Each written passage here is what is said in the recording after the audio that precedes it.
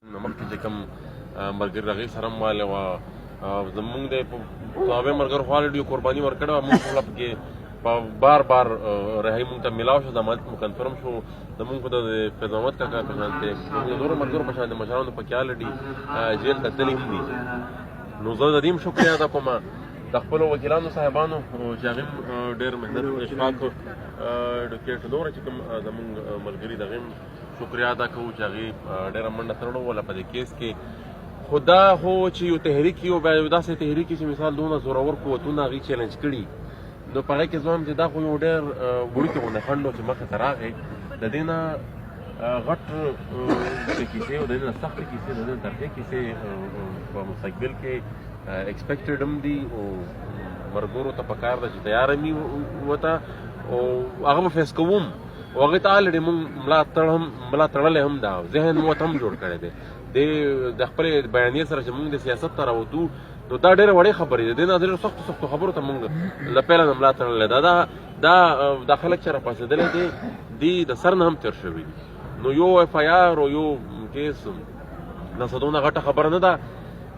مسله دا ده چې زمونږ د کومو خلکو سره کومو خلکو خلاف مونږ راوتي یو هغه اوس په خپله ښکاره راځي هم ده. د ریاست مشندري په یو شکل په بل شکل کې استعمالوي. نو مونږ ورته دا وایو چې لږ د جرأت وکړي، د مقابله چې کومه ده دا د مونږ سره په خپله وکړي، د بل چا مټ ته نه استعمالوي. را دي چې په خپله د مخې ته ودرېږي او دا کوم مطلب دا کوم غلا غلطي چې هغې کوم مونږ دنیا ته بیانوو د هغې وضاحت یې په خپله وکړي یا د هغې په جواب کې سره حقایق کړي، په هغې باندې د دې زمونږ مقابله وکړي. د خو وس کړی دا اوس د اعصابو جنګ دی. نو انشاءالله په دې کې به همت نه بیلو. دا اف آی آر دی کېدای شي سبا 20 نور هم وکړي، 25 نور هم وکړي. موږ به خپل مرام ته ځان رسوو، خپل حوصلې به نه بیلو، خپل همت به نه بیلو او انشاءالله د خپلې لارې نه موږ په دغه شانتې کیسو باندې هېڅوک هم نشي منع کولی. په دې خبره د سر خلاص کړي د ټولو پښتنو د صحابې ملګرو یو ځل بیا ډېره مهرباني، ډېره او د صحابې خلکو سره د وکیلانو هم چې دلته څومره منډې هغې شکریا ادا کوم. د شپږ دفتر ته به لږ عیني به اجازه غواړو که نه بیا په زروبیا کې زموږ 2 بجې پروګرام دی چې کوم ورکر دی هغه ټول د ټول به راځئ ټول یو کس پښتون کام ته چې په دې ریاست کې چې اوسېږو نو دا ورځې به راځي، د دې نه به ترخې راځي، د دې نه به غټ امتحانونه راځي. دې خدای خدمتګار ډېر لوی قربانۍ کړې وې، پښتنو په مختلفو مرحلو باندې ډېر قربانۍ ورکړې دي.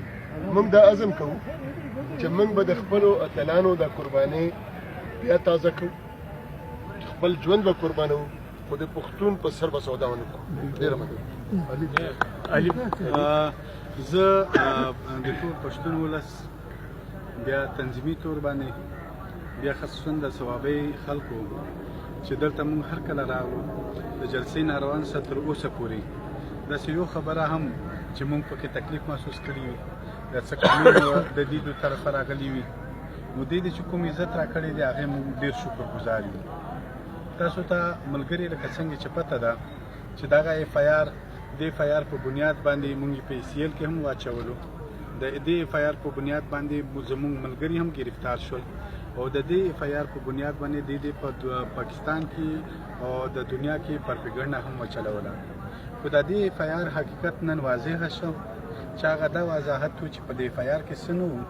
د دې چې کوم دروغ باندې د اف آی آر کټ کړی و هغې زموږ د بی بی اے کنفرم کول دي.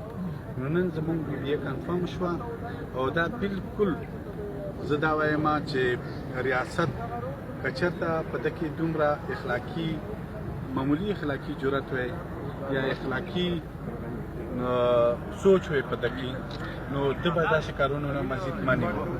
خو افسوس خبره دا ده چې په غلطو باندې پاسه نورې غلطۍ کوي. نو زه دا وایم چې دا د ریاست لپاره او د دې ملک لپاره ټیک نه دي.